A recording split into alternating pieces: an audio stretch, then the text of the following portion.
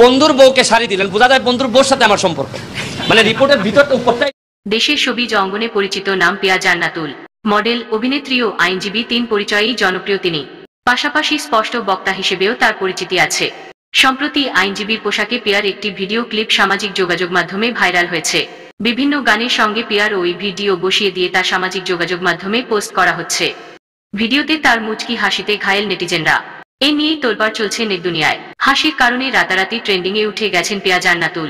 Video ক্লিপটি নিয়ে বানানো হচ্ছে রিলস, মিম আর ভিডিও। যাকে নিয়ে এত হইচই, তার কানেও গেছে বিষয়টি। গণমাধ্যমে দেওয়া এক প্রতিক্রিয়ায় অভিনেত্রী বলেন, আমি স্রোতে গা ভাসিয়ে দিচ্ছি না। কারণ আমি বুঝি, যারা 2 সেকেন্ডে ওপরে ওঠাতে পারে তারা পরে 1 সেকেন্ডেই নামিয়ে ফেলতে পারে। ভিডিওটি দেখে অনেক তরুণ যেন পিয়ার প্রেমে বুঁদ হয়েছেন।